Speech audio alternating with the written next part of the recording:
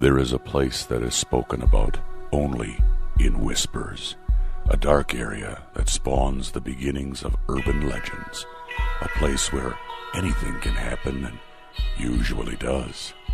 During the light of day, it hides just outside of view, but when the sun goes down, spirits, creatures of the night, roam free, and things do go bump in the night.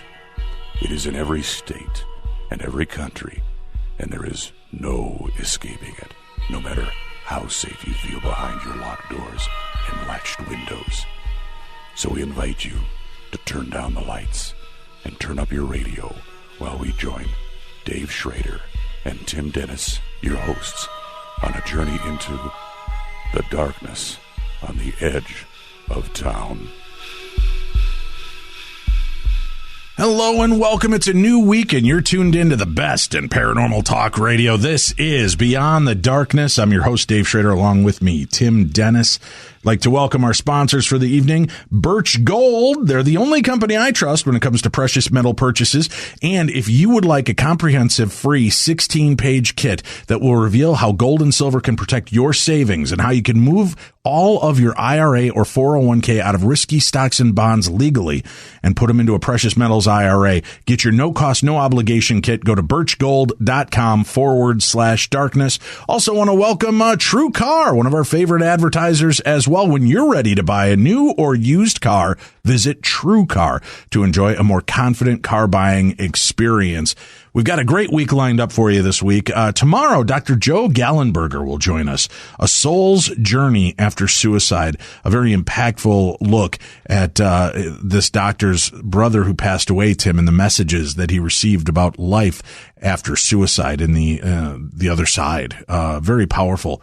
Larry Arnold will join us on Wednesday when we talk about the mysterious fires of spontaneous human combustion, Tim. That's a creepy one. I think we did one show on this many moons ago. Yep. So we're going to be going back in with this. Looking forward to that. Nicholas Wood joins us on Thursday when we talk about the Sorrel Weed House of Savannah, Georgia, the murders and mystery that surround that home and that property. And then on Friday, Butch Witkowski is back. We're going to talk about UFOs, monsters, and strange anomalies, plus a brand new theater of the mind. Very cool stuff going on this week. As a matter of fact, Tim, I got to mention this. Speaking of this upcoming week. Yeah. We both have something cool going on this weekend. We do, yes. Now, if you'd like to come see me and Tim next Friday, this coming up Friday, right up at the end of this week, Tim, is what I'm trying to say. This Friday. We're going to be at Wizard World, Minneapolis. The Comic-Con has come here. Check out the lineup, Tim. They've got Marina Sirtis from Star Trek The Next Generation. Really? Yeah. Would I lie to you, Tim? Well, maybe. They've got the Warlock himself. Charlie Sheen is going to be here, Tim. Winning. Nichelle Nichols, Lieutenant Uhura. Really? Yes. We've also got the original Lieutenant Uhura. Let me make sure of that. And Peter Tork and Mickey Dolenz from the Monkees are going to be in town, Tim. Well, there you go. Then there's this quaint little show over in Britain. I'm not sure people have heard about it. It's Professor what? No, it's Doctor Who. That's it. Who? Doctor Who. Peter Capaldi, the current Doctor, and Jenna Coleman, a past companion, are together this weekend at Wizard World in Minneapolis at the Convention Center. And boy, there's just a great list of guests. They've got Charisma Carpenter is going to be there from Buffy the Vampire Slayer and more. You can, James Marster, Spike. I can't forget him from Buffy the Vampire Slayer. Yeah. I just heard a collective sigh from women all around the Twin Cities and some panty dampening, I'm pretty sure, Tim. That's the name of my new album. It should be. It's a good name. Panty dampening. Yeah. But on Friday, we're going to be doing, you and I will be doing a talk at around 5 o'clock. I think it is 5 to 5:45, along with some other great guests, Tim Lammers and Brian Oak, about superhero movies, taking a look at some of the favorite misfires from the past and some of the great movies that are coming out right now. And then on top of that, we've got that night I'm going to be doing a paranormal talk, and you get a chance to come in and hear some of the creepiest stories I've collected doing the show. Then on Saturday, Tim, I'm going to have a Doctor Who-niverse panel where we'll be talking everything Doctor Who. And that day, Peter Capaldi is going to be there. Jenna Coleman will be at Wizard World signing autographs, doing photo ops. Wow. Then you can come see my panel. Right after my panel, Captain Jack Harkness John Barrowman will be there as well doing a talk, and he's probably more recently known as Malcolm Merlin from the TV show Arrow and Legends, DC's Legends of Tomorrow. Yeah. Yep. So a lot of great things going on, but Sunday I'm really excited, Tim. I'm going out on a limb to my other nerdity. You know I love sci-fi. You know I love the paranormal. You know I love geekdom. I love the Monkees. They're one of my favorite all-time bands. Mickey Dolenz, Peter Tork, Davey Schrader, all together on one stage. I know it's a letdown. It's not the Davey everybody would like to see, but I'll be there hosting a panel with two of the remaining Monkees. So that'll be a lot of fun. You can get information by going to Wizard World, Minneapolis. Look it up online. You'll find all the information and ticket information right there on the site. And keep watching our social media page because, Tim, I think we're going to give away a couple pairs of passes to Wizard World this week. How about that? I like it. So you can watch us. You can check us out on Facebook. Just look up Beyond the Darkness and you'll see our show. And you can look up Beyond the Darkness on Twitter and you'll be able to follow us there. And we'll give away a couple of passes this week. Remember the days when we were just little geeks and we were saying to ourselves, how can we get free tickets to go to these Comic-Cons? Yeah, now we're big-time talkers there, Tim. Yeah, I know. Yeah. It's kind of cool, huh? It's weird. It is very weird. It's bizarre. I posted that I'm going to be doing this, and all my friends from grade school and high school are writing in going, what a weird step you've taken in life, Dave. I remember us attending these events to see these people. Now people are attending them to see you. This is pretty exciting. So that's what's going on for my weekend. Tim's back with IWI Wrestling. And you've got free nachos? Is that what I heard? Nachos have been liberated? Not quite. What was it you said? It's Dave, we have to celebrate Cinco de Mayo somehow. Yes. We should do that next week. And how do we do it? How? We do it by getting Lucha Libre Wrestling going. Oh, Lucha. See, I always mess it up with Nacho something. Yeah, so it's Lucha Libre. Yeah, you're stuck in the whole Jack Black thing. That's Mexican wrestling, too. That is. And that's the exciting stuff, too. Yeah, it is. Very cool. That's the flipping and the flying and the whole thing. Sure. Yeah, that's coming to the Mounds Theater this Saturday night. It's Night of the Luchas. Wow, Night of the Living Luchas? Yeah. Well, I hope they're living. Well, because if they're dead, they don't flip as much. No, but they definitely chew on each other. Well, all right. So how can people come see you and see Night of the Luchas? It's this simple. You go to moundstheater.org. You can get discount general admission tickets and your VIP tickets by going to moundstheater.org. 6:45 is when doors open. 7:30 is the start time. That's what we always do there at the Mounds Theater. But lots of exciting lucha action every single match, folks. There's Lucha Libre action every single match. Wow. Because that's how we celebrate Cinco de Mayo. No, that's Cinco de Mayo weekend, though, right? Well, I know that. We're considering doing a Cinco de Mayo show next week. I think maybe next Monday's Supernatural News. Yeah. And Supernatural News and Parashare Tim should be brought to us by our good friends at Jose Cuervo. We should have Margarita Monday. What do you think? Not only that, but we should probably try to get Conan involved from the Jericho Network. He'll drink with us? I don't know. I don't know that I want an angry wrestler hanging out with me while I'm especially from Mexico. Yeah, I mean that might harsh our vibe. That's true. So that's what you get to look forward to this week and this. All right, so let's get into it real quickly, Tim. We've got supernatural news to share from around the world, and it's been a busy week this past week. Let's find out what's going on. Well, Dave, I figured we haven't insulted the Mexican culture, but we've told them come on out to IWI at the Mounds Theater, but let's insult Catholics everywhere by let's just get on with the sacrilegious stuff, shall we? Let's open up with sacrilegious stuff, because what better to happen than let's tie the Mexican culture along with Good Friday. What would happen, Dave, if you're just sitting there, Good Friday, you're at Mass in Mexico, and you're observing Good Friday, and you're mourning the loss of our Lord Jesus Christ, and all of a sudden you're looking up there at the crucified Jesus on the statue right there at on the cross, right, and all of a sudden he turns his head and takes a look at you.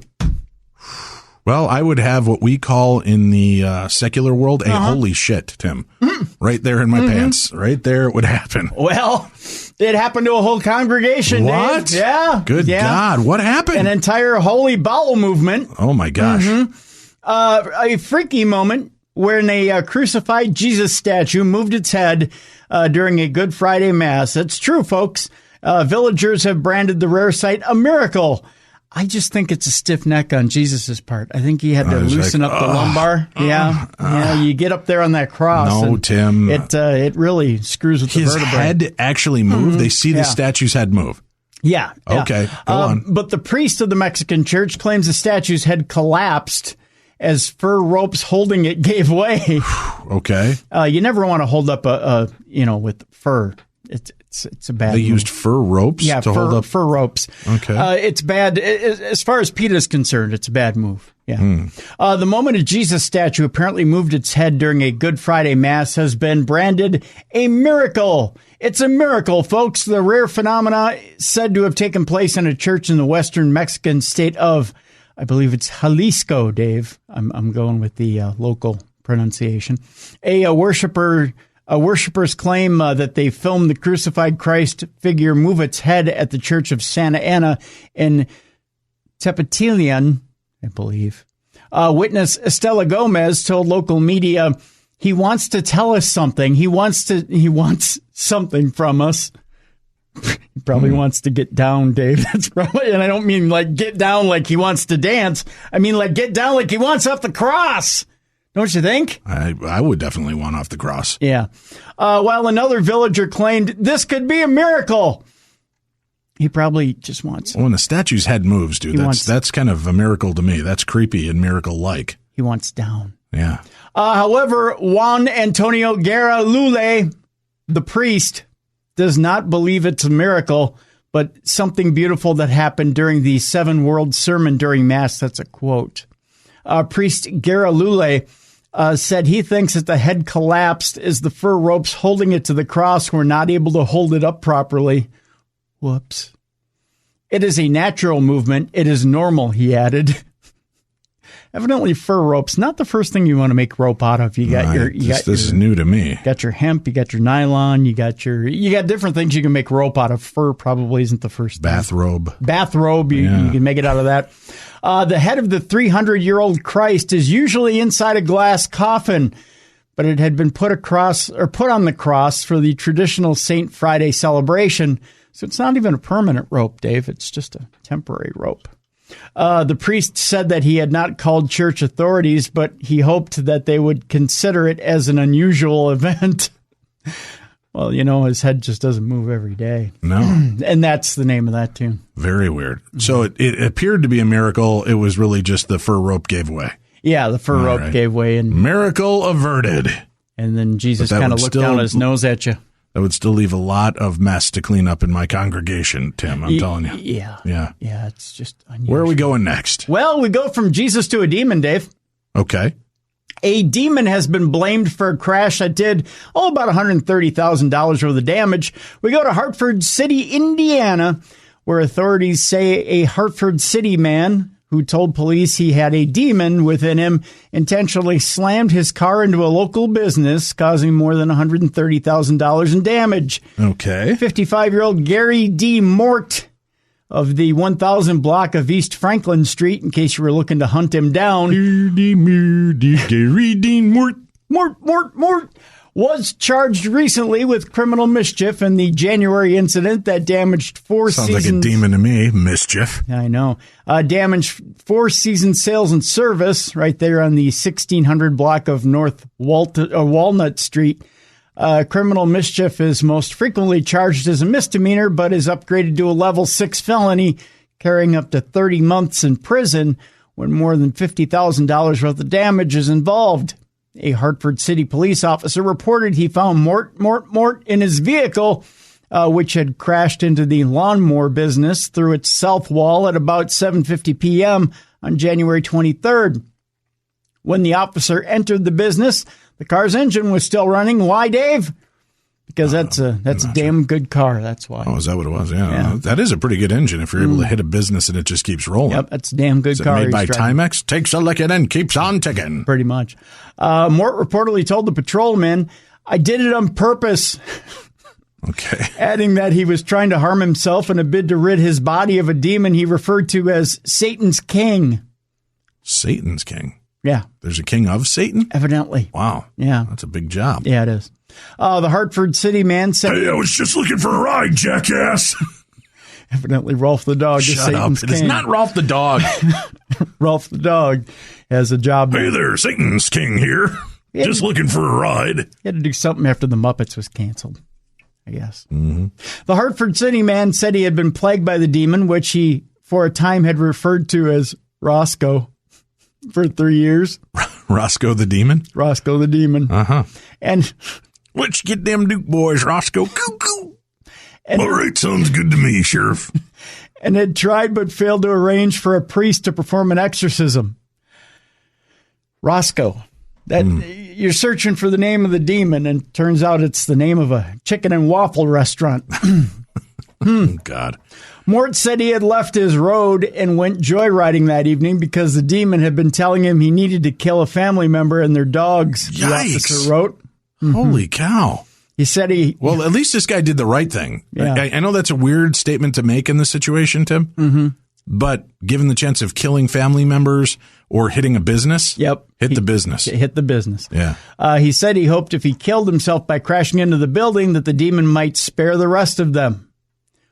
Even if he died, wouldn't the demon just take over the dead body and continue? I think that's movie stuff. Is it? Yeah. That's just movie business. Other drivers that evening told police that they saw Mort driving recklessly and thought he might have been trying to cause a head-on crash. He denied that suggestion.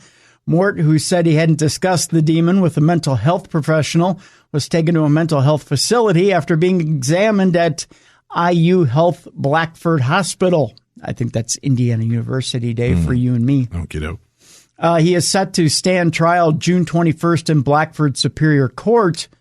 Police report reflected the crash did nearly $52,000 in damage to the Four Seasons building and also did more than $80,000 damage to mowers and other items. Wow. How much more for the mowers? 80,000, Dave. Holy crap. $80,000. So $50,000 to the building and $80,000 to lawnmowers? Yeah. Yeah, he took out a lot of lawnmowers. I think that might be a little bit of an abuse of insurance, Tim. You think so? Could be. I could be wrong. I think that might be an overestimation, Dave. Yes. Might be just a tad. All right. What's our next story? Ghost hunters say they've recorded a spirit speaking inside the crumbling remains of an Old Valleys hospital. Investigators claim they've captured a ghost talking on video. Wow. Okay. He said he's a photogenic lad, he is. Mm-hmm. A group of ghost hunters claim to have recorded the moment a child spirit says, "Are you with us or not? Be warned." The creepy voice was picked up by paranormal activity investigators at an abandoned Valleys hospital, and the group claims it might be a child spirit, the outline of which they claim has been picked up in a photograph taken by one of the team members. Paranormal Now Investigations Wales, this is overseas by the way, have been looking into cases of the unknown throughout South Wales for more than 5 years. Headed by long-term investigator and psychic medium Richard Oliver, the group organizes events as well as helping those who report paranormal activity in their home or business. They also act as a port of call for those who have nowhere else to turn. The group's most recent investigation saw them visit the now abandoned, oh wow, holy cow, by a vowel. What is that name? Nymphia Hospital? Okay. Something like that, which was closed in the 1990s. Originally built as a workhouse, it later became a general hospital. Not the kind on TV, by the way. As I know, there's no Rick Springfield or Luke there. As the only village with maternal facilities in the Rondada? Exactly. Yeah. Most residents from the area who were born over the last century were delivered by midwives there. The hospital closed in the 1990s and was replaced by the 36 million pound neighboring.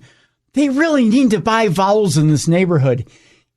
Ibisti CWM Rondada, which opened in 2010. Holy cow. Sure. Vowels, people. It's not a movement. It's a requirement. That's what it is in your neighborhood. The ghost hunters claim to have captured evidence of activity in the abandoned building.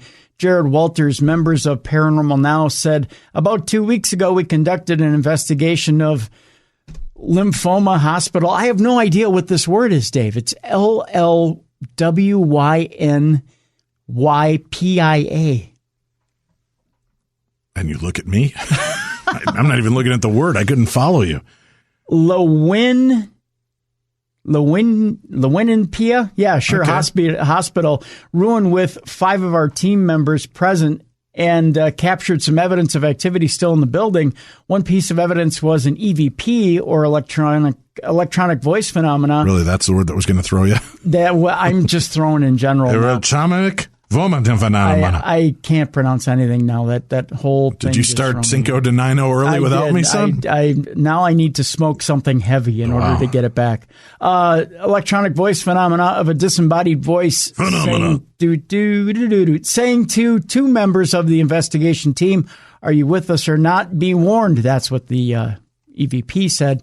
Jared, a working medium, as opposed to a non-working medium, which is half of them, by the way, added, "We went to the hospital and took a look around. A few of us had some strange feelings and sensations straight away. One thing I picked up on was the smell of a dentist." What does a dentist smell like, by the way? Besides sadism and a drill? Well, I think that's drill oil, right? Yeah. The smell of burning teeth and fear. Novocaine, yeah. Evidently, according to, you just put it like half the people into a panic attack out there by making that. According to this investigator, a dentist smells like mouthwash that they use to clean your teeth. Smoke. I will see with smoke. The quote is we also picked up on the name of a man who we discovered after doing some later research was actually a patient at the hospital. Jared says the team used a number of different techniques and devices to gather paranormal evidence, including mobile apps and ghost boxes, which use radio frequencies to convey messages. He said the team also heard heavy wheezing and the words police and arrest and the phrase, "How dare you?" Maybe it was just someone being chased by the police. I don't know. If you listen closely, it sounds like the ghost has a Swansea or West Wales twang. That's the name of my new country album, by the way, West Wales Twang. Jared says. He added, "We also experienced an incident where the ghost box knocked itself off, and one of the members of the group had their coat and bag pulled." Oh, if you ever have your bag pulled in the middle of an investigation, Dave, it's horrible. I've had it pulled many a times during an investigation. You might want to stop investigating. Yeah, I've had to tap out at that point. Yeah, you never want your bag pulled in the middle of it. I don't know. But the incidents were few and far between. We never say that something is definitely paranormal. We're open to opinions, they went on to say. You can find out more about Paranormal Investigations Wales. They call themselves PUA. I just made it up. By visiting their website or watch more of their videos on YouTube. Again, it's Paranormal Investigations Wales. And that's the name of that, too. All right. You got another quick story for us here? I do. There's a haunted house for sale in Texas, and it's boasting 9 whole ghosts, Dave. 9 whole ghosts? 9 no half ghosts? No half ghosts. Sounds like a hell of a deal. No tiny ghosts, only full ghosts. A property put on the market in the city of Mineral Wells, Texas, is allegedly home to a whopping 9 ghosts. Count them. 9, 1, 2, 3, 9.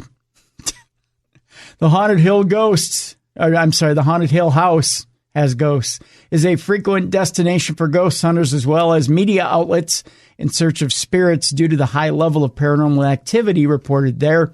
Researchers claim that the home, which once served as a brothel in the early 1900s, contains 9 ghosts, including the spirit of a child named Joshua. He still counts as a whole ghost. Children are people too, I've learned. That's true. Yeah.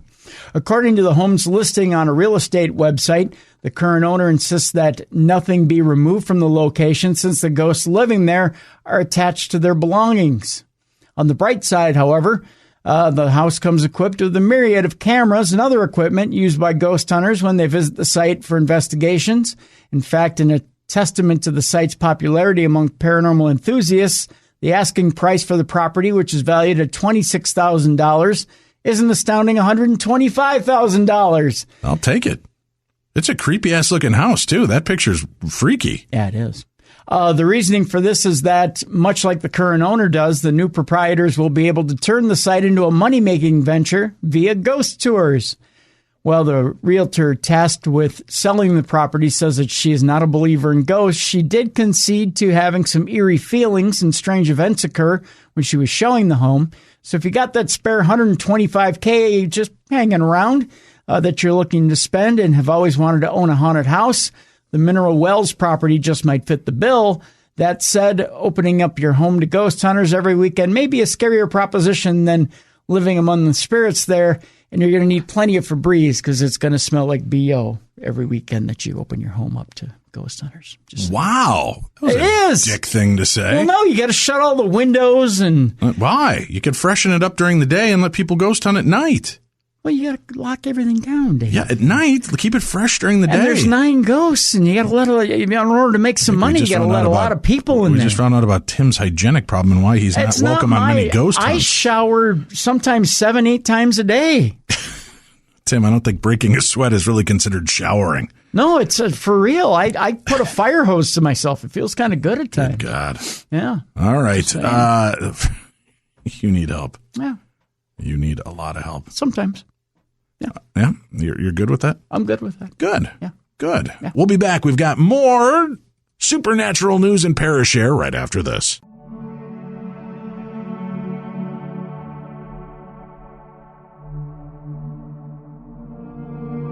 Beyond the darkness.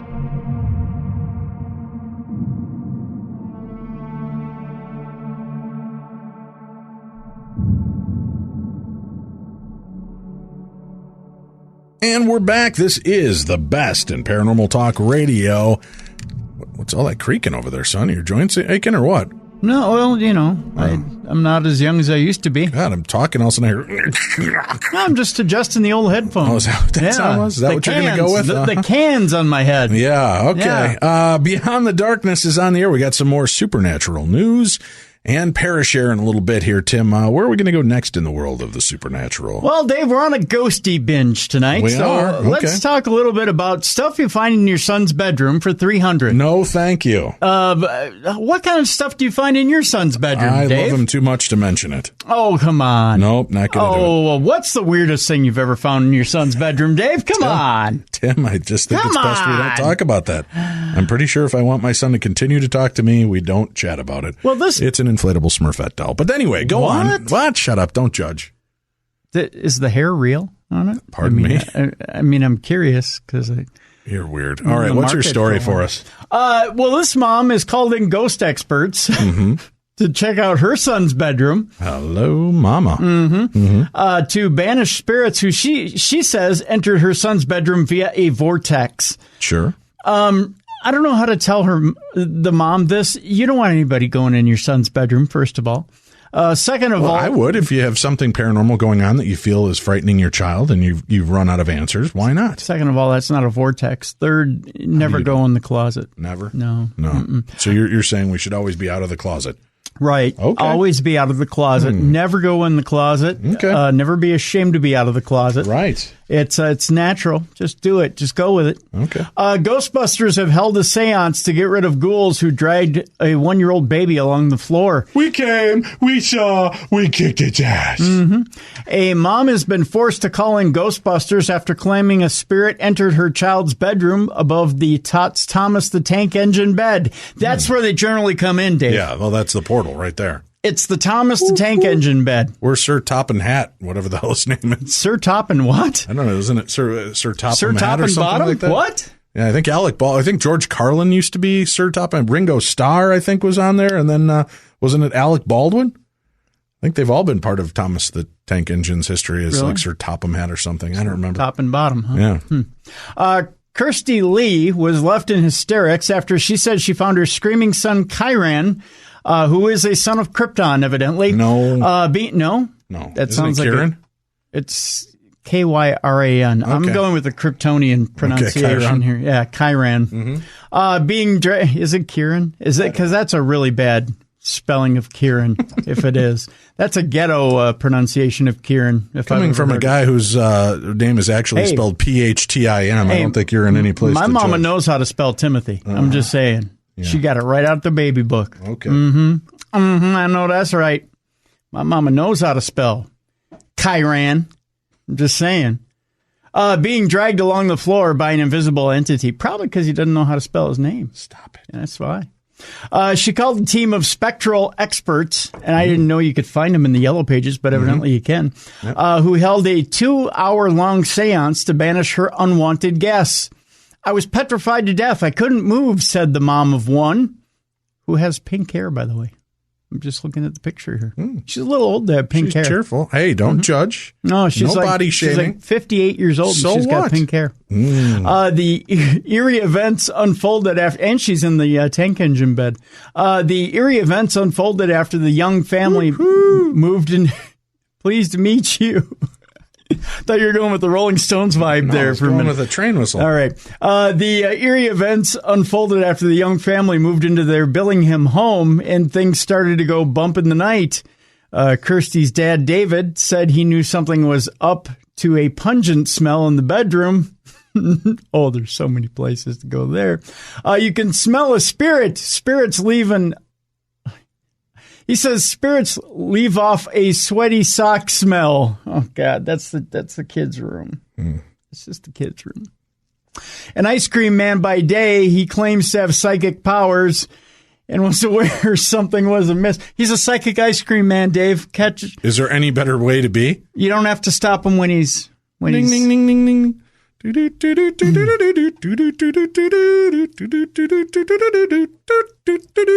That was the Ice Cream Man song I grew up with. I grew up with the Van Halen version. No. Yeah.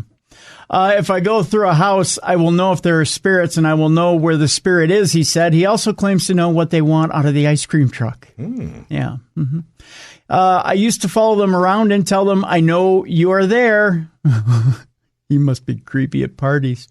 But it wasn't just David's sixth sense that was tingling. Oh, no. There's a line there, too. Little Kyran's behavior changed while weird things occurred inside the Dorset Crescent home. Doors locked themselves while the family would to find toys mysteriously scattered across the floor. I read that exactly as it was written. Then, chillingly, a family friend's child visited. After leaving the home, he said, Mom, monsters are not scary. There was a big fat man in there. He was probably looking for ice cream, Dave. The big fat man ghost? Why not? Yeah, because, Dad's an ice cream man. He's psychic. But the creepiest events were yet to come. In scenes reminiscent of the horror film The Exorcist, Kirsty believes that the spirits used then 1-year-old Kyran's body to communicate, even changing the toddler's voice. Oh, they used him like a ventriloquist puppet. This is fun. Okay. He says, I was in bed and Kyran woke up hysterical, and I said he sounds possessed, said Kirsty. I went into his room and he looked terrified, so I brought him into my room. He basically stopped crying, looked up at us, and another voice came from him, and clear as day, he said, I don't know. Then he started laughing. Maybe he knew a good joke. He didn't. He just said, I don't know. How much more clear can that message be, Tim? And then he started laughing. Right? Is that demonic? I don't know. That's not scary. That just sounds like a confused kid. I don't know. Yeah. He would continue waking up at night, throwing up and refusing to sleep in the room. She then called in a paranormal investigator known as Spooky Julie. Oh, God. Must be a successful one. Stop it. Her team from Stockton's... Spooky Julie, you can send your hate mail to tim@darknessradio.com. Oh, but listen to the name of her team. Her team's name is Stockton's Gifted and Blessed. Stockton's Gifted and Blessed, ladies and gentlemen. I needed to crack open a tall boy for that one. People think we're snarky and mean about the paranormal and that we make fun of it and we mock it. We don't. We're just having fun with it, folks. Yeah. Obviously, we believe and have an interest in the paranormal because we do a show 5 days a week. We sure do. Yeah. Spooky Julie from Stockton's Gifted and Blessed. You can get gift cards, I think, from them. Claimed they found the vortex, which allowed spirits to come and go from the room as they pleased. And the 8-person investigation team found the ghostly goings-on were the work of a spirit and his family. Oh, well, they hang out as a family. He was a bully, apparently, and his kids were scared of him, added David. This just keeps piling on, Dave. Big old story. He must have been the bad one in the relationship, which had been violent, and apparently he had been stabbed. Oh, now it's getting good. The family unsuccessfully tried to find out more about the man who may have been dead for decades. They must have been in the house for a reason, added the dad. But there are more to ghosts than meet the eye. Following last year's seance, the family say they are no longer being visited by any spirits. But for Kirsty, the experience has opened her eyes to the spirit world, adding, I have never seen one or felt one, but I believe in them. Never seen one or felt one, but evidently there's one in her son. Sure. Mm-hmm. Well, just because you haven't had it happen to you doesn't mean it doesn't happen. No, I'm not. I'm not saying it doesn't happen. It's just, evidently the demons like to just pop up and go, I don't know, and start laughing. That's what goes on with that. All right. What's your next story for us? Some of these are a little lackluster. I'm not going to lie. Yeah. All right. Well, what do you got next? Let's go to the Bermuda Triangle. Oh, yes. Mm-hmm. You go first. I will. Very dangerous. You go first. A physicist has a bit of a problem with the methane bubble. Don't we all? Well, yeah, every once in a while. I have some Mexican food, and there's my methane bubble. A physicist has popped the Bermuda Triangle methane bubble theory. I know you all were worried about it. No, but this made a lot of sense to me. One of the most popular prosaic explanations for the mysterious disappearances of ships and planes in the Bermuda Triangle has been debunked. Skeptics searching for an answer to the puzzling phenomenon have long suggested that the lost ships and planes fell victim to a surge of methane gas erupting from the ocean's floor. By the way, can I just take a quick second to thank everybody for the comments on Uranus during the week? Yes. To me. Yes. I've never heard such comments about Uranus ever. And millions of comments about Uranus, Dave. Mine in particular? Yeah. Or the planet, Tim? Which one are we talking about? The planet. Bleak Clear. The planet. Bleak Clear. And thank you all for your concerns about Uranus. And I appreciate it. Thanks. Let's get back to the Bermuda Triangle. Skeptics searching for an answer to the puzzling phenomena had long suggested that lost ships and planes fell victim to a surge of methane gas erupting from the ocean floor. However, author and bubble physicist Helen Chersky says that the methane bubble theory is simply scientific hot air. According to her explanation, if a large amount of methane erupted from the ground underwater, it would quickly form into tiny bubbles, much like Don Ho. Rather than a ship-sinking giant mass of gas. Make me feel fine. Mm-hmm. Additionally, these tiny bubbles would push the water below the ship upwards as they rose and ultimately just cause the vessel to move away from the scene. Chersky goes on to say that theoretically, such an event could sink a ship if it were tilted over to one side, except that every ship is built to prevent that from happening. So there! She didn't say that part. I said that.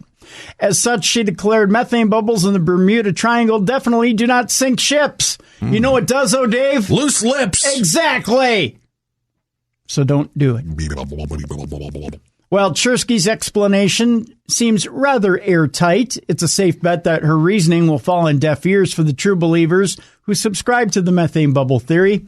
Everyone else must get back to the drawing board to come up with some other reason for why so many ships and planes have vanished in the triangle over the years. See, here's a problem I have. It's not like there were morons that came up with this theory, and I've watched them recreate it, right? In bathtubs, Tim. Big bathtubs, and it works just like they said it would. So I understand that boats aren't meant to list or lean, but and I said list or lean, not Listerine.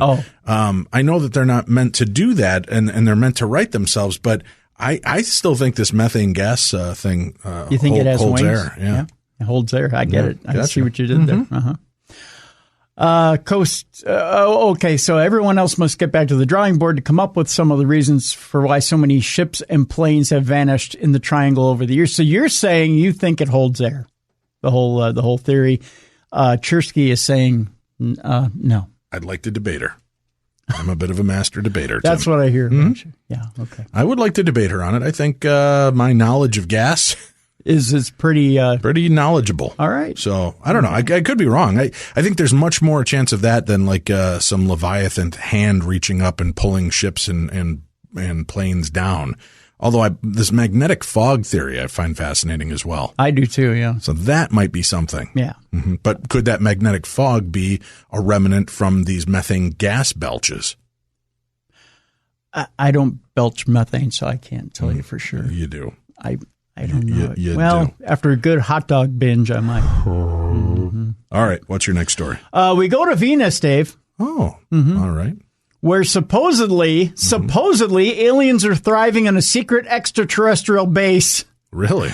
You can now just admit me to any mental hospital you wish. Why? After reading that. Do you believe this? No, not for me. Let's see what the story has to say, Tim, before you get so dismissive. All right.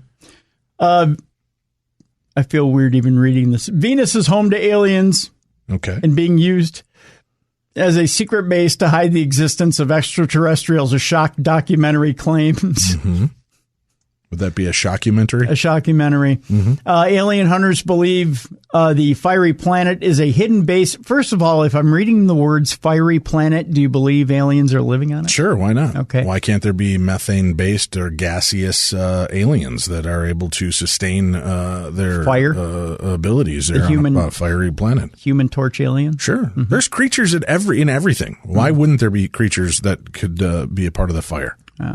Be a part of the fire. Maybe they live underneath the ground that isn't fiery.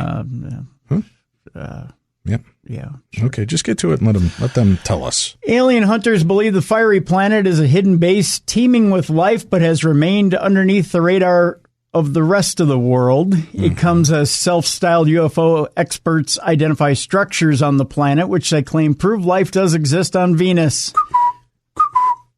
Hey, I thought we were supposed to read this and just let everybody decide for themselves. I am. I'm tuning my cuckoo clock. Okay. Mm-hmm. Scientists say the planet is inhospitable due to its unbelievably hot temperatures and windy climate. Hey, you kids, get off my planet! But space hunters are convinced it could be the answer to finding evidence of extraterrestrial life. Okay. A new film using images from NASA and a Japanese space probe reveals the bizarre rectangular structures in fresh detail. The narrator said the planet is shrouded in secrecy due to an eerie media blackout. Of course, blame the media. They said, according to NASA, Venus is a fiery planet with an extremely hot surface. If you don't believe me, go up there yourself and check it out.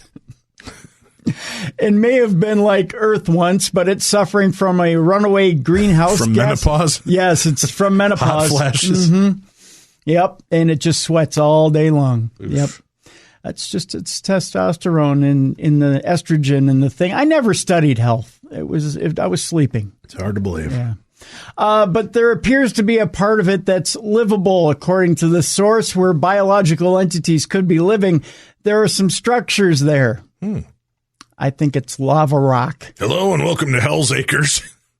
It's a new retirement village on Venus. They claim the square structures spotted on Venus show evidence of intelligent design. And because of the so-called secrecy, that's in quotes, surrounding the planet, they say it is a perfect place to conceal an alien base. Because why would we be looking for it in a lake of fire? True.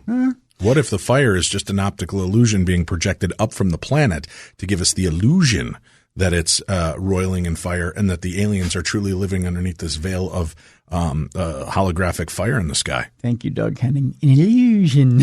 I've seen fire and I've seen rain. The narrator adds, if I was going to put a secret base, I would pick the one that's the least visited and talked about, where I could have a base and do it in secret.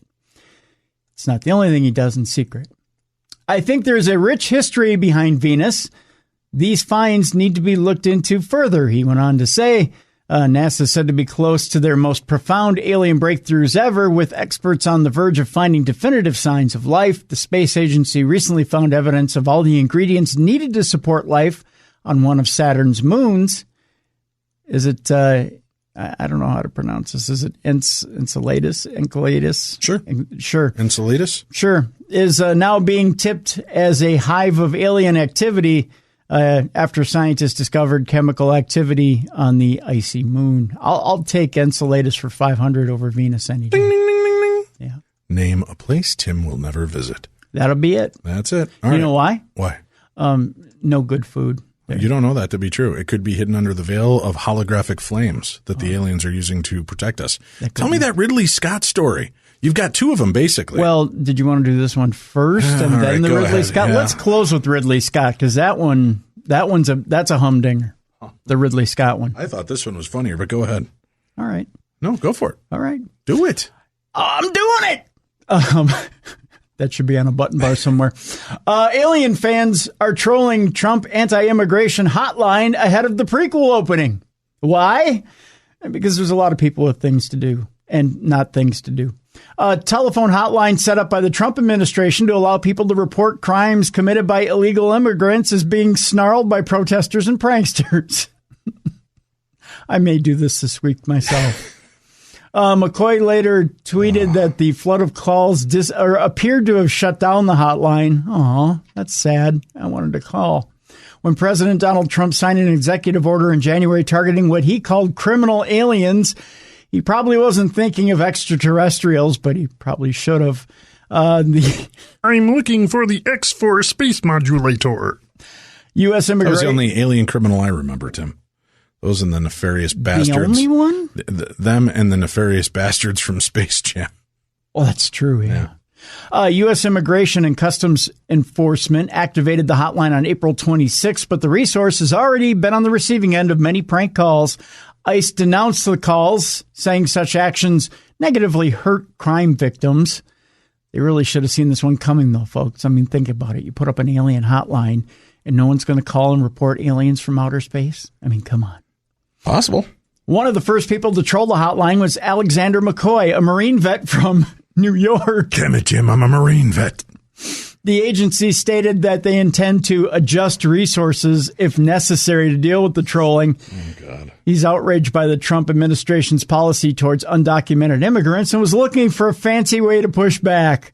And why not push back by pushing buttons? The idea came to me when ICE announced the opening of the hotline on Twitter, and I noticed that Alien Day was trending on Twitter, said McCoy, the connection between the hotline rollout and the Alien movie franchise. And the internet rose to the call. Since the helpline opened, it's received nonstop reports of alien abductions and random acts of crime committed by spacemen, aliens, little green men, ETs, Wookiees, Martians, and Vulcans. Those have all been reported to the hotline, Dave. One woman said she was victimized by an immigrant living in New York City on my tax dollars. Oh, jeez. Well, the hotline would be useful in assisting ICE's efforts to gather data about undocumented people living in the U.S. should it receive accurate data input directly from callers, given the current trend and volume of calls that are mocking in nature, the ICE office told NCRM it's not likely in the near term to be effective. I wouldn't think that line would be effective. Anyways. No, I think too many people are having fun with it. All right, what's our final story for Supernatural News? Final story. Let's get serious here for a moment, Dave. Wow, you're loud. Are you getting into IWI mode, ring announcing, or what? No, I get much louder than that for IWI. Yeah, but you're building up slowly. Each story is getting more. Well, you know why? Why? Dave. What? Ridley Scott. Thinks that aliens are real. What? And they're going to kill us. Are you sure? Yeah, they are. That's according to Ridley Scott. I hope they kill us with kindness. You know what? My computer froze. Did it? Yeah. Excellent. Well, that's enough for me. So Ridley Scott, let me see if I can, I think I've got the story here. I've got the first paragraph. Do you? Yeah. What, are we going to take turns reading it one paragraph at a time? I guess so. I can give you the first paragraph. Ridley Scott is at the helm of a nearly 40-year franchise of films about killer aliens who are smarter and deadlier than us. It's not a coincidence, and Scott thinks that could happen in real life, Dave. Really? That aliens in real life. That was with an interview he did with Sky News. Ridley mentioned that he believes in aliens, or what he called superior beings. This isn't exactly surprising. Not only has Scott spent a large portion of his career creating movies about aliens, the latest being Alien Covenant, which comes out May 10th. I'm looking forward to that, son. That looks good. But a majority of people agree with him. A YouGov poll from 2015 showed that over half of Americans, Britons, and Germans believe in extraterrestrials. And another poll showed 4 out of 5 Canadians do too. They're so amenable, Tim. Oh, yeah, they are. An expert I was talking to at NASA said to me, "Have you ever looked in the sky at night? You mean to tell me we're it?" "That's ridiculous," Ridley Scott said, adding that he thinks there are at least 100 to 200 similar species out there right now. Do you think they laugh at fart jokes and Uranus jokes as well? I think they do. All right. I figured it out. What? I got it back going. Oh, okay. Do you know where we're at? I do. All right. However, Scott doesn't think that they'd be waving the white flag of peace right away, while many of us would like to believe that there are Vulcans circling the galaxy waiting for Zephyr and Cochrane to invent warp drive. I find that highly illogical, Tim. I do too. Scott thinks any aliens we encounter would probably try to blow our brains out. Wow. Right out. Fatalist. Mm-hmm. I believe so too, though. At least if we provoke them. You know who else thinks that? Who? Our friend in the wheelchair. Ironsides? Mm-hmm. Yeah. Ironsides believes that as well. Not Bill Gates. Not Bill Gates. Why is his name escaping me? Stephen Hawking. Yes. Thanks for remembering. Help me. So it'd definitely be more of an Independence Day type situation. Let's hope Will Smith's character can come back from the dead. See, I don't believe it. If that's the case, I think we would have been blown out of the sky years ago. Think so? Yeah. You think they would have got revenge for Roswell? Yeah, right. We took theirs. They're going to come and get ours. Their teenagers were out joyriding. We knocked them out of the sky, and now mom and dad are coming for them. That's right. When you see a big thing in the sky, run for it, because they're a lot smarter than we are. And if you're stupid enough to challenge them, you'll be taken out in 3 seconds. Scott said, "I like his rationale." Listen, he's the guy that directed all of the ways to beat aliens. How can he say we would fall so easily? Because he knows. Obviously, he doesn't. He knows. Ellen Ripley knew how to beat these things, Tim. But how? Arnold Schwarzenegger knew how to beat him. How do you think he knows? Maybe he's Jeff run into Goldblum. Tim, come on. Jeff Goldblum figured out how to beat aliens. And that means anybody can. And do now it. he is one in the new Thor movie. Oh, that's true. Yeah. I'm just saying, Dave, maybe he's run into one or two, had to beat them, and knows for a fact they're evil and that they will come after us and destroy us. Could be. But then he's beaten them, so he's already disproved his own theory. Thank you, everybody. See how I come full circle on that? I don't know.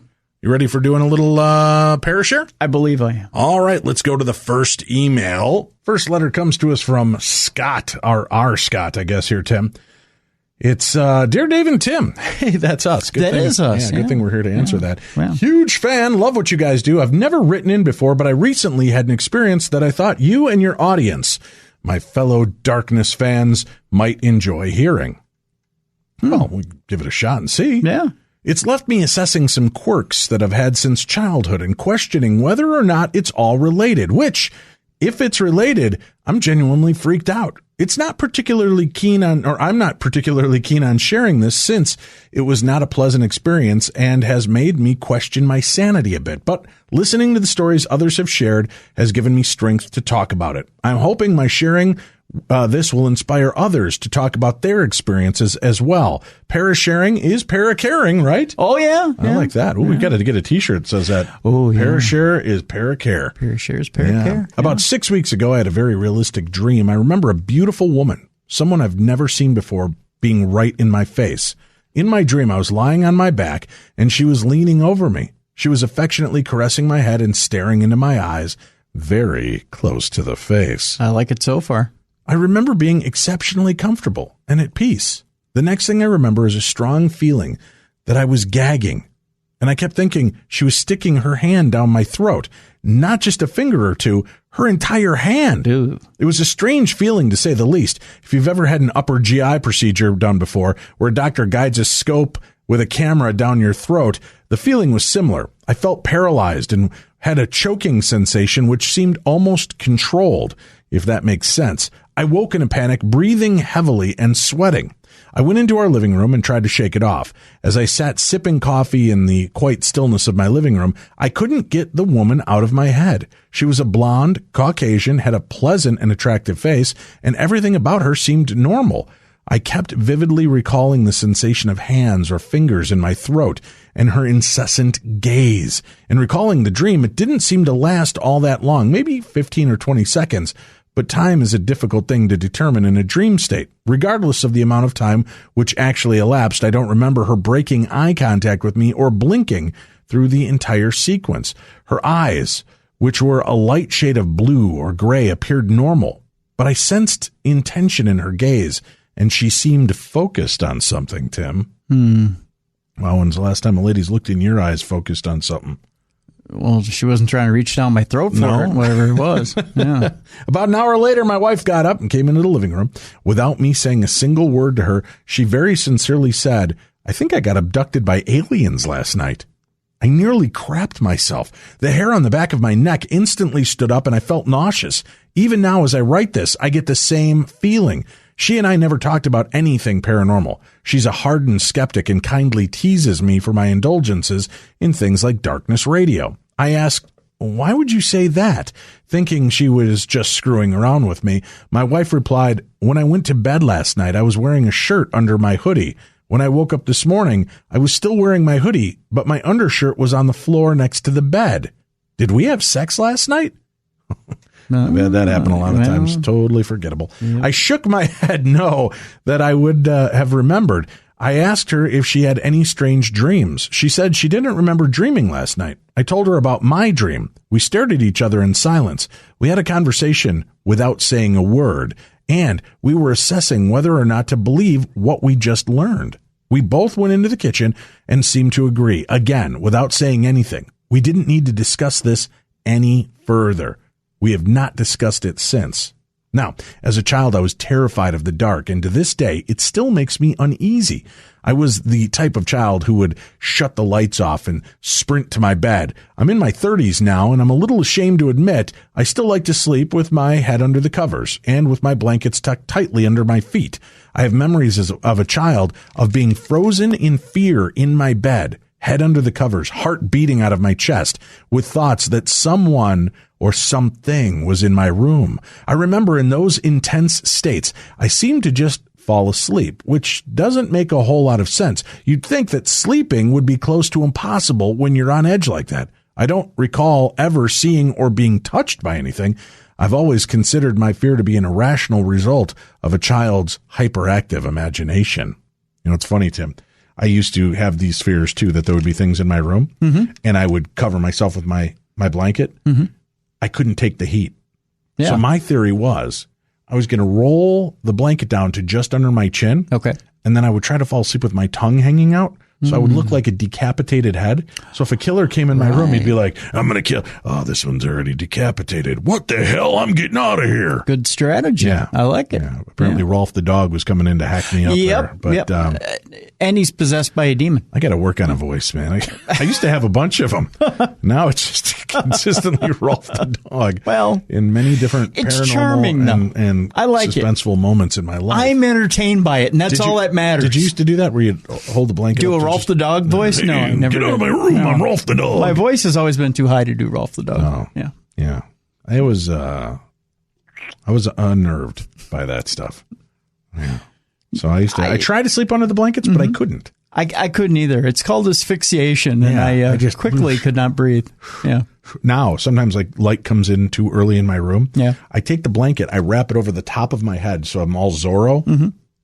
So it covers my eyes and my face, and then I pull it up underneath. So now I've got this kind of daredevil babushka on. Oh, right. So now my mouth, my muzzle, my mouth and nose can feel the fan, but the eyes are being blocked from the sunlight, and the rest of the head is being protected from the demonic realm, obviously, Tim. It's the Egyptian cotton sheets and blankets I use that deter the demons. I've learned to just close my eyes and sleep. Well, here's the thing. Between having a bad eye in the past, I had a little bit of vision loss about 10, 12 years ago. And between waking up sometimes with low blood sugars and seeing stars, I see lights all the time. So you know what? If a little bit of sunlight's coming through the window, I'm just sleeping through it. I think I'll go for a walk outside now. The summer sun's coming my way. It just, I could fall asleep during I wrote that song back in the 60s. During a supernova, Dave, I could fall asleep. Wow. Yeah. You're a talented man. Yeah. I hear a mouse fart 2 rooms away and I'm awake all night.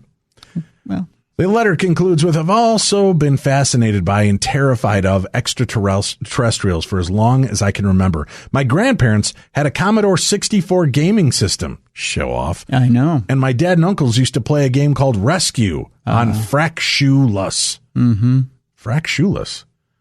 Spelled phonetically. Oh, Rescue on Fractiolus. Must be the planet. Yes. Where a very poorly rendered little green alien runs up to your spacecraft and beats on the windshield. Yeah, that's scary. It scared the crap out of me, and I've always attributed my interest and very real fear of extraterrestrials to that game. I'm a well-educated man. I hold 2 bachelor degrees and a master's degrees from a Big Ten university. I went to Big Mac University. Yeah. Yeah. I'm a firm believer that science only understands the most superficial aspects of our existence, and things which science deems unmeasurable or unobservable are not truly so. They're just difficult to measure or observe, and we simply lack the technological prowess at this point in our developmental crescendo to do so. Oh, as soon as he drops that he's a big shot with a degree, he starts writing big words on me, Tim.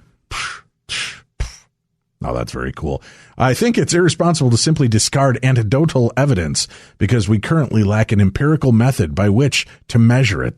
That said, I'm not sure what to think about my experience. I'm still processing it. Frankly, I'll still never know what occurred. Was it just a coincidence? Was it simply a strange dream? And perhaps my wife took her undershirt off in the middle of the night and forgot about it. Or is it the other explanation? Live, love, and be well, gentlemen. Thank you for all you do. R. Scott in Michigan. Well, thank you, R. Scott. R. Scott, I got to say something right off the bat. I like when guys write like that and make me sound smarter because they're using big words, Tim. It's true. Yeah. What have you got? What do you want to say? R. Scott, I'm in your camp. Here's the deal. When I saw E.T., I was not in the cute, cuddly, lovable camp. No. I was in the, you know what? I've seen Close Encounters. I want to beat him like a piñata. I wouldn't have kept him. Was good. I they know. were friendly aliens. No. Creep me out from the beginning. I'm with you in the Commodore 64 camp. I would have beat them all like a piñata. I would have grabbed the first object I could have found. I would have started swinging. You would have beat them to death with the other alien. Yep. Just start swinging. Wow. And I'm with you. I'm with you, brother. I'm with you and Ridley. Hey, R. Scott, is that what you said? Doom, doom, doom, doom, doom. Is that Ridley Scott? Doom, doom, doom, doom, doom. I doubt it, Tim. Are you sure? I'm pretty sure. Is there an address on that There's email? There's no accent in any of what he wrote. And I think he said he's from the United States, so. Dave. What? Is that Ridley Scott who wrote us? It's not Ridley Scott. Are you sure? Hello, Daytona Dave and Talladega Tim. Hi. Couldn't be further from our personalities at all. First of all, I'm not wearing cutoffs. And second of all, I can't watch cars drive in circles. I don't even like to be in a car. I sometimes I'll drive my knee caddy around in a circle. Oof. I hope you guys keep up the good work and be the great paranormal warriors you two are. I'll always try to keep my story somewhat brief, he says. All right, it goes, when I was very young, around 3 or 4, my mother watched a lot of Days of Our Lives. At that time, there was a character named the Woman in White, who has a terrible burn victim who wore a veil and white dress to hide those burns. Anyway, after an episode ended, my mother fell asleep. During those days, when my brother was very young, she worked the night shift. I looked out the window and saw a white figure on the deck. I knew that she was a woman, and she looked exactly like the character from the soap opera. Normally, I would think this is just a dream, but this seemed more real than anything I had ever experienced. This woman in white stared into the window at me. It seemed like she wanted me to come outside and join her, but being a little boy, my mother being asleep, I did not go. After it was clear I wasn't going to go outside, the woman in white made her way past the garden covered in snow and through the, what is this? Oh my God, big words. Arbovite barrier. Anyway, I'm sure the flowery, hedgy barrier is what he meant to say. Sure. Between our yard and that of our neighbors. When the woman left, I woke up my mother and showed her the tracks in the snow. She claimed it was my father. But even as a small child, I knew that he would never go into the neighbor's backyard. There was a disagreement over smoke from spring wood burning the year before. I will always wonder what it was that was trying to get me to come outside and how it was able to leave actual tracks in the snow. Was it a ghost, a demon, or something else? Anyway, I have a few other stories to tell, and before Tim says anything, don't we all? And I want you to know, you guys are my supernatural heroes. When the mighty George Norrie decides to hang up his microphone, I know Coast to Coast AM will be in your very capable hands. Your friend in all things unbelievable, Uncle Maginetti. Yes, it's quite unbelievable to believe that when George Norrie retires, I will get the show. It's a pipe dream. I'd like it. Yeah, but I don't know how to tell you Uncle Maginetti, but I think they got other plans over there. Yeah. Yep. Anywho, You want to hear a funny story? Sure. Kind of in the same vein. I was watching a Carol Burnett show when I was a kid. And she is watching a scary movie on TV. And in the scary movie, there's somebody at the window, and the woman looks up and does this terrified scream, right? And then she kind of laughs it off and then turns and looks in the window, and there's Tim Conway staring at her through the window. And they do this funny little sketch, right? Okay. So I'm watching this, Tim. I turn and look to the window, and there's a man standing outside my window. Whoa. Yes. So my parents are gone. I'm home alone. Okay. I'm maybe like 9 or 10 years old. This is back in the day when you could trust a 9 or 10-year-old to be home alone. Right. First of all, I rolled across the room and slammed up against the wall underneath the window, thinking he couldn't see me. Right. Then, damn it, I looked and you could see the mirrors on the closet door were reflecting me. And now he's staring at me. And I broke, son. I bet. All mental acuity went out the window. I sprang up in front of the window and began doing this weird, I don't know, ooga chugga dance. And I just started going, oh my God, and I'm yelling every freaking curse word I could. And this guy's eyes get huge as saucers. And he's just staring at me through the window as I'm screaming. And how do I end it? I flip him the bird. And I'm speaking in tongues. I'm like, and this guy, and then I calmly walk out of the room. Oh. I get my pellet gun, Yeah. of which I'm not allowed to have pellets. Wow. My dad keeps those. Okay. So I take a pen and I pull the insert out. Okay. And I put it in. Yeah. And I come back in and I aim it at the window. The guy's still standing there. Attaboy. All you see is my big pellet gun, Yep. my BB gun thing, right?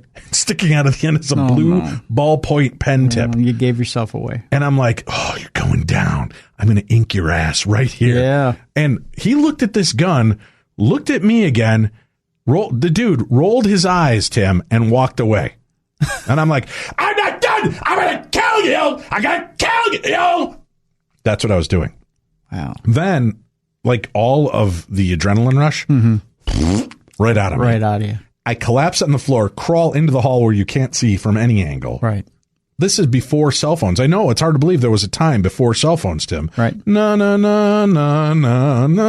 That's a Jurassic Park theme. Yeah. There were no cell phones at this time. I was trapped in a hallway. I couldn't make it to the phone because the phone hung on the wall next to the open curtain in the kitchen, Rotary which is or- the direction he was going. Rotary, of course. Okay. You've met my dad. Yeah. We didn't excel No the push push button until I think 1991. Wow. Yeah. Okay. No, I think it was mid 80s. I think we went to Still. because I remember learning to play the Monkees theme do, do, do, do, do, do, on the phone. But anywho, yeah, I had to and I didn't even know anybody's number at that age to call. Who are you going to call? 911 wasn't even a thing to me when I was a kid. Not So even, I just had to hide in this hallway till my parents come home. Mom and dad come home. I'm hiding in the hallway in my underwear. Right. So I forgot that part of the story too. Okay. I was just lounging in my underwear watching Carol Burnett in my underwear with my BB gun with an ink pen jammed in the end. And it would fire. I'd practice it and it'd fly. I just didn't aim it at the wall. I aimed it at the shag. My parents had like serial killer orange and yellow shag carpeting, Tim. That's pretty. Yeah. Yeah. So that was my I got to know the reaction. dad goes, Jesus Christ, what's wrong with you? Get in your goddamn room. And that was the end of it. And I'm like, but I saw it. My mom's like, just go out and check, Jim. That's not even the way that my mom had like hey, Jim, go outside and check. So my dad begrudgingly, I think, went outside to check and there were no footprints. There was nothing. But How long was it between the time you saw the guy and the time they got home? it felt like 4 months. 4 months. I don't know, really. How do you tell time when you're in that heightened state That's of terror? true, yeah. It felt like forever. And it probably was, you know? Oh, it was horrific. Horrific. I know in little kid logic you wouldn't have known this, but you would have been better off without the pen in the barrel. No, man. I needed something pointy to shoot this guy in the eye with. No, but at that point you could have. Oh, no, you could see the end was like a little pellet hole, not a shotgun. Oh, okay. Yeah. All right. You could see that there was nothing damaging right. coming out of the end of that. Well, I'm just saying, to make them think that you had something loaded in there that you're going to shoot them. Well, I had something loaded in there. A blue ballpoint pen. I'm going to bick that mother effer right in the eye, Tim. Pink. Yeah. And it wasn't even the erasable kind of pens because those didn't exist yet, Tim. Well, Pink. you're going to erase them right off the planet with that pen edge. I'd have hit him in the eye and you'd have heard, I hate that rabbit. Yep. You'd have Yosemite Sam in my butt. Take him out. Dear Tim and Dave, wow, you're getting first billing Jeez, 2 times in a row. what here. did I the do? Son of a gun. Yeah. First of all, I love your show. I've been a loyal fan and listener for I don't know how long. I'm happy to hear that dumb crimes and stupid criminals will be returning. That is the funniest part of your show ever. I'm also happy to hear that Tim is getting better. He's been extra loopy on the air lately. Oh, don't I know it? Well, there's a reason for that. Drugs is a terrible thing, kids. This is your Tim. This is your Tim on drugs. Kind of hooked up to some machinery. Yeah. So it's going to be a while. Yeah. He is one volcano bath away from being Darth Vader. He's turning all mechanical over there. Anyway, I have a parashare of the feline kind. That's how this one starts off. A long time ago, when I was a little girl. Oh, boy, I did the wrong voice for that story opening. A long time ago when I was a little girl. When I was a little girl, my grandparents had a black and white cat named Leonardo. My grandfather, who by nature was a soft-spoken gentleman, loved to tease Leonardo. He would sit on his bench in the sunroom and call Leonardo over by making that pss, pss, pss, pss, pss sound that most people do to get a cat's attention. Leonardo would always go to my grandfather, and every time he did, he could tease the cat by giving him a little love tug on the end of his tail. Gently, I might add. Leonardo would hiss, get annoyed, get angry, and go run off into another room. Needless to say, Leonardo wasn't the brightest. He was like Charlie Brown, who always believed and trusted that Lucy would hold the football in place, but never did. He fell for it every time. Oh, don't kid yourself. No. That stupid cat loved the attention. Yep. It's like, I'm up for a little ass pulling. Come here, Dad. Pink, right? That's what I do with Dave all the time. Yeah, it's true. Come over and look to get my ass pulled. Yep. Presently, I am in my 40-somethings and have recently acquired my grandparents' house since they both have passed on. As for Leonardo, he passed away years and years and years ago. I began settling in and adjusting to my surroundings, but something strange was happening. I would catch a kind of movement or shadow out of my peripheral vision. First, I thought maybe a lock of my hair might be too close to my eyes, possibly a mouse scooting by, or maybe the sunshine coming through the window and quickly going away, like when a cloud moves over the sun's rays. This happened about 3 times, until the 4th time. I couldn't believe what I saw. It was the shadow or a ghost of a cat walking from one room into another. It was 110% the silhouette of a cat. Although the apparition itself was dark, it was clearly Leonardo. There was no doubt in my mind that it was him. One evening I caught his shadow again. This time I looked directly at it. And there he was, rubbing up against the molding on the entranceway to the living room where I was sitting. It seemed as though Leonardo wanted to come into the living room, and he was following, or looking directly at me. I was calm and wide-eyed. I didn't know what made me do the following, but I made the ps sound and said aloud, "Come here, it's okay." And right before my eyes, I saw the dark shadow and or ghost of Leonardo the cat dissipate, like something you'd see in a sci-fi movie when an object just breaks into a million little particles and then wisps away. I knew then, by my words, I allowed Leonardo to cross over and no longer be stuck in that ghost-like state while still on Earth. By no means am I an expert on ghosts still roaming the Earth, but I'm positive that this is what I made happen, even though it's not what I set out to do. Then it hit me. For all the underlying love and companionship a pet gives us, like he did for my grandfather, I was able to give that love and trust back to Leonardo, and with honor, I might say. Sincerely, Gina in New York. I think Gina's a little naive. Why? I think the cat's roaming around the house, and it starts hearing her do the ps. Yeah. I looked at her and said, "Oh, hell no." And it was gone. It was like, listen, your grandfather tugged my ass way too often. I'm out of here. I don't need this crap from you in the ghost world. I ain't taking one more tugging. Hopefully it was what you thought. Hopefully it was all positive. I don't think so. I think the cat's just tired of getting its tail pulled. Probably. Now let's just keep that between you and me. Okay. Hey, Dave and Timmy D. Hey. That's how this one starts out, Tim. All right. I wanted to share a couple of stories from where I previously lived. When I returned from the Army, I lived with my friend and his father in a house that he would come to find extremely haunted. This house, on the end of the cul-de-sac, it gave everyone the heebies and the jeebies, Tim. Both. Oh, there my. was something real creepy about this joint in retrospect. One day, shortly after I moved in, myself and 2 other people were chilling out in my room, playing some video games and watching Hulu, when all of a sudden a picture on the wall lifted and flew into the middle of the flow in the arc that would be impossible for it to have fallen naturally. We all paused and looked at one another, shocked. We all saw it, and my friend Sean had seen enough and left almost immediately.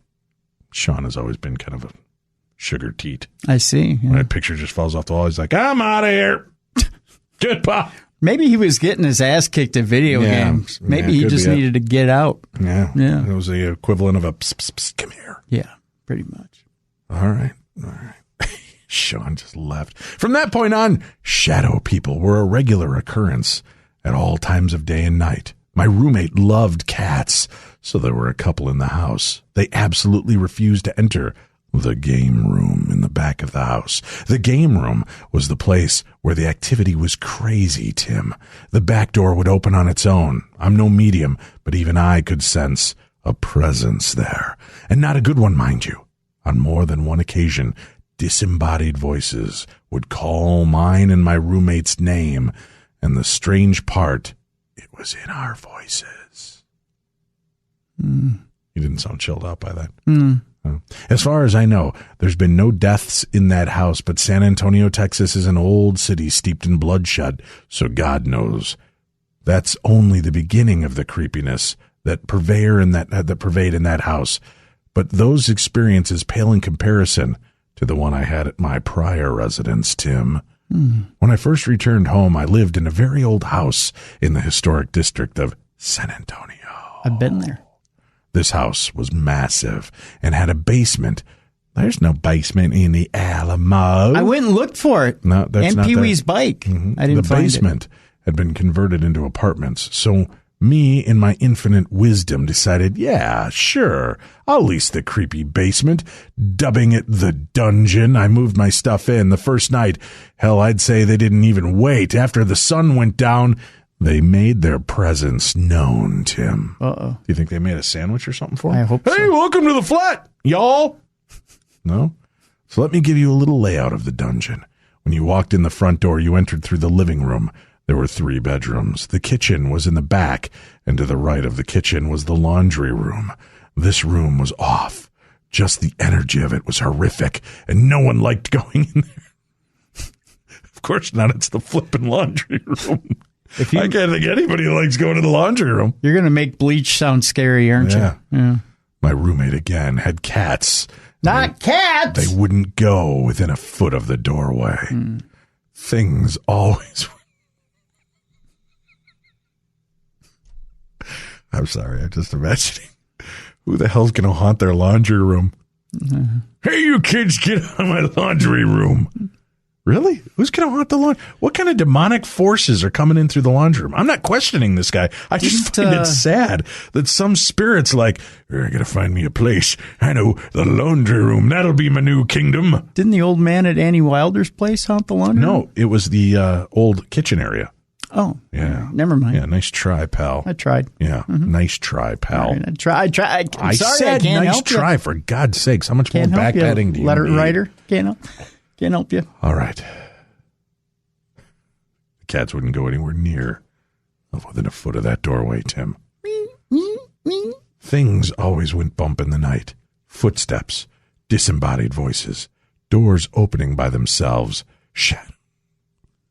Laundry being done on its own. shadow figures, the whole 9.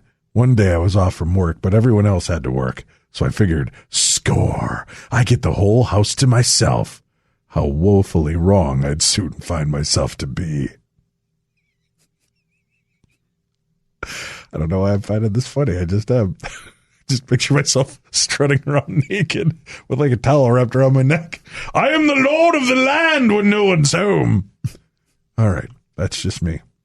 Now I put that mental image in everybody else's mind. So I get comfortable.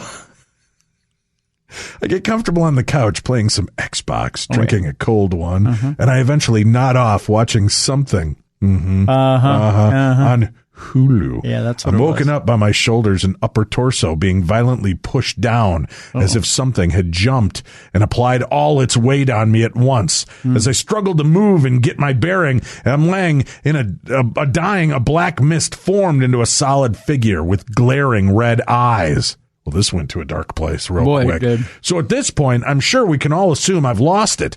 It only lasted a few seconds, but it seemed like an eternity. Taken over by Laundry Room Larry. A few months later, things had chilled out, and my roommate's cat had a litter of kittens. Uh-oh. One day, we were all gone to work. I got home first, but we arrived within 10 minutes of each other. I unlocked the door to the dungeon, and it was a new key, so only we had it, and our landlord didn't have a copy. We come in, and all the kittens are accounted for. But one. No. So we start looking for the cat. Our search brings us to the laundry room. Demon seed. We flip on the light, and there's something hanging from pipes that stuck out of the wall. Dead. Now these walls are smooth, absolutely no foothold for the cat to climb. It was so high my roommate, Tom, who is 6'5", stood on a chair to get it down, so we can safely say it didn't get there on its own. I moved out shortly after that and into the house I first mentioned. I've been listening to Darkness Radio for years. I'm sure he's not going to after this show. Yeah. I'm sorry. And now tune in to Beyond the Darkness Daily. I love the show. Y'all two are the most entertaining radio hosts I've ever had the pleasure of listening to. Keep it up. You've got a fan till the grave and possibly beyond with me. Sincerely, is it Dante? D-E-A-N-T-E? Deante? Spell that again. D-E. It's like Dean and T-E. Dean T? Deante? Deontay. Yeah. I'm sorry, Deontay. I was not laughing. Sometimes you just get these mental images when you're reading this story. And sometimes I overdo it with the dopey, creepy voice. Yeah. And it just, stupid images pop in my mind. You know, the worst thing that ever happened to him was when we used to work at KQAL, 89.5, your radio alternative. It's the Dark Knight DJ and Tim. That's why thanks for making that anticlimactic. Well, that's the way it used to be billed, if you recalled. I was afraid of using my real name on the air. I was the Dark Knight DJ. Yeah. I was doing news one day, and Howard Joseph, our program director, had come in. Old Hojo. And he was wearing like some insanely short cut-off jean shorts. And I start reading this story about like a bombing that killed all these kids on a bus, and I just start roaring with laughter, and I can't stop laughing. Yikes. At Howard bending over to grab news off the AP wire. Right.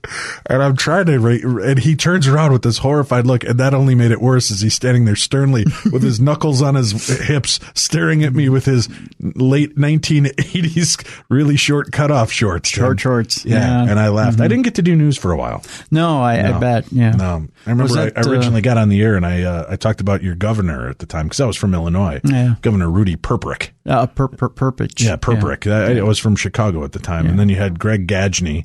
And then there was Dave Gagnier. Yeah, I didn't know the names, Tim. No, I was from Chicago, damn it. You didn't bother. Yeah. So, Dante, good. thank you for Deontay. Yeah, that's what I said. I think it is. I'm not sure. Yeah. Do you want a Black-Eyed Kid story, Tim? Sure. Do you deserve a Black-Eyed Kid story, Probably Tim? not. All right. Yeah. Well, then forget it. We won't do it. All right. How about signs from a loved one? Why do you make it sound creepy? Hi, Tim and Dave. My name is Jessica. Got wrong voice again. All right. Hi, Tim and Dave. My name is Jessica, and I'm from Tower Hill, Illinois. Hi, Jessica. My boyfriend turned me on. What? To your podcast. Well, I would hope he would. I was in the middle of a breath there, Tim. My boyfriend turned me on. He should. To your podcast shortly after you started Beyond the Darkness, and it is great. I just listened to your first True Crime Tuesday, and I loved it. I listen every day, Monday through Friday. Anyway, I have a few stories for you. Oh, good. The first two happened to my sister and my stepmom. About 6 years ago, my dad passed away from lung cancer. I'm sorry about that. After his passing, my stepmom and my siblings had a falling out. About a month after he was gone, they were not talking at all. I was the only one still talking to her, and she said that she could feel my dad around her sometimes. Then one day, she was in the back room that she used as an office and heard the sound in a closet. When she went to investigate, a piece of paper came flying out at her. She looked at it, and it was one of my dad's drawings. She thought maybe it was one that she had heard my sister talking about, and that her dad had drawn for her of a princess. Dad gave my stepmom a few other signs, like a smell here or there, but that was a big one for her. My sister got a few signs as well. The first was when she graduated with her bachelor's degree and was standing with our mom in front of the college statue to take a picture. After they developed the picture, my mom was on one side of my sister, and it had a large orange orb on the other side of my sister. We have had a few graduations since my parents split, and this was how they always posed for pictures. Then there's the last story I have for you. This happened a few years later to my stepmom after her mom died after a long illness. It happened while I was living with her, and I'd fallen on some hard times. She was home and had gone back to her room about a week after her mom's passing. She walked over to the dresser in her room, and there on the floor was a needle. She picked it up knowing exactly who dropped it there for her to find. My stepmom is a little bit of an OCD clean freak. She vacuums regularly. Neither she nor my mom ever sewed in that room, but my stepmom's mom was notorious for dropping needles everywhere she went. This has happened more than a few times since, just a mom letting her daughter know she's around. My dad has never left me any sort of sign, but I know my sis needed it more than I did. I loved my dad, but I'm happy knowing he gets to play golf with his best friend now, and he is there for us when we need him. Anyway, love the show. I hope you like the stories, and if I get any more, I will pass them on, and that comes from Jessica. Well, thank you, Jessica. We appreciate that. Let's wrap up with a Black-Eyed Kids story for the night, Tim. How about that? All right. The Black-Eyed Kids by Ali Fahad. Hi, my name is Ali, and I am from Birmingham, UK. I hope you guys are doing well. I'm an avid listener of your podcast, always listen to it on the way to work every morning. Anyhow, here's my recent paranormal encounter. It has been raining quite heavily here for over the past few days, so there hasn't been children playing outside. However, on my way back from home, from work a few nights ago, it must have been around 6:30 or 7 p.m., I saw two children playing in the rain. I thought nothing of it since I did the same as a child. It always rains in the UK, so we just learn to adjust to it sometimes. A few hours later, I was leaving my house to go to the gym, as I do most evenings, and these kids are still there playing in the exact same spot. I thought maybe their parents told them to not move too far away from the house, which made sense, so I just carried on my way. I was returning home from the gym, and it was now 9:35 p.m. exactly, and these kids were still there, only this time they'd acknowledged that I had seen them, and the younger one of the two approached me and simply asked if I would let them in since it's raining, and their parents weren't home. I was going to let them in until I saw their eyes. They were completely black, the entire eye, black as coal. The brother began to approach, and he looked as though he was older. The younger sibling was defiant, definitely in charge. She asked again, this time with more anger in her tone, "Just let us in." I stood, frozen in fear, so I said, "Let me get you some help," then turned away and sprinted to my house, locked the door, and ran to the window upstairs so I could see the kids still there. Now, this is where it gets weird. I took out my phone and thought, let me take a Snapchat of this and warn others. As soon as I took the picture, they both looked up at the window like they knew what I was doing, and my phone, which was at 65% battery at the time, just died. I plugged the charger in, and nothing. It wouldn't even turn on. It's just dead. I looked back out the window, and the kids were gone. The next day, I went knocking on the doors of my neighbors, and none of them had children besides one couple who had one child but is only 6 months old. So I definitely believe I had an encounter with something else. I've tried to study this phenomenon ever since, and I'm quite religious, or I try to be. The only thing I've come across as an explanation for these kids is the jinn. They can take many forms of identity and are always linked to negative energy. Well, that's my theory. Would love to hear back from you guys. Thanks. And that's from Ali Fahad. The jinn, that's definitely one of the stories we've heard. I don't know. I wish I had more of an answer for you. I really don't know what's causing these things to be there. Is it demonic? Is it vampiric? I don't know, but I'm sure as hell not letting them in, Tim. How about you? Oh, no, Dave. Not even if they had some barbecue with them. Well, and I might. Hey, tomorrow's Tuesday, Tim. Dr. Joe Gallenberger, PhD, will join us to discuss his book, A Soul's Journey After Suicide. Then Larry Arnold will join us on Wednesday. We'll talk about spontaneous human combustion, which is fascinating to me. And then we'll wrap up Thursday with Nicholas Wood, the Sorrel Weed House of Savannah. We'll talk about the very crazy haunting in history of that location. And then Butch Witkowski joins us on Friday to talk UFOs, monsters, and strange anomalies. So make sure you keep tuned in for that and be a part of the world with us. We'd love for you to be here and check out the show. Let me remind you, tomorrow is True Crime Tuesday, and you can get True Crime Tuesday now, and we're going to be talking about the vampire serial killer. This is a crazy story. Alan R. Warren will be back with us. You can subscribe now. And do us a favor, subscribe, give it a try. You'll love it. You've listened to the show for years. All we're asking is $5 a month. It gets you 4 brand new episodes, Tim. $1.25 an episode. You can't go wrong. You can't. You can sign up. You can cancel anytime if you don't like it. But give us a try and follow through with us because it does help us to keep the show going. You guys wanted us to continue with True Crime Tuesday. We're doing our best to keep True Crime Tuesday going for you. But we've got to cover the overhead expenses and hopefully turn $1 or $2 for ourselves for all the work we do on these shows. Mm-hmm. And all we ask in return is $5. We also have, and you can do that again by going to darknessradio.com, click on the True Crime Tuesday banner. Mm-hmm. Right? Now, people are complaining because you have to pay for True Crime Tuesday. Let us remind you, you get 5 days of the best of paranormal talk radio for free right here on Podcast One. And we're going to even make it more exciting for you. Starting this week, you're going to start getting 3 episodes of old Darkness Radio episodes from the first year. It's going to be available through YouTube. We've connected with Conflict on YouTube. They're going to have a page. We'll have a link up for that on our site as well, so you can find it and you can start following us through our original series back in January 2006 when we were green and just starting out with our paranormal excursion. Every week will be 3 brand new episodes, new to you, old to us, but you can follow through and we'll keep doing that for a while and make those available to you. So there you get 8 episodes a week of the strange and paranormal. All we ask in exchange for one deal is $5 for the True Crime Tuesdays, and that's it. And look at that. That's a total of 9 programs that you get, and your big expenditure, $5 a month. Yeah. You can't go wrong. No. So help us out. Support us in that venture. We would really appreciate it. Again, you can sign up for True Crime Tuesday by going to darknessradio.com. Click on that True Crime Tuesday tab, the button you'll see right there, the banner, and that'll take you in. You'll also find the banner to find the YouTube page so that you can start downloading and listening to the old archives right there. Mm-hmm. Pretty cool? Yes. All right, well, that's it. Thank you very much for joining us. Be kind, love one another, and remember to check out Wizard World Minneapolis to find out how you can see me this coming weekend, as I will be at the Comic-Con doing all kinds of talks and hanging out with the monkeys for the weekend. So check that out. Thank you for tuning in. We'll be back again tomorrow with more Beyond the Darkness.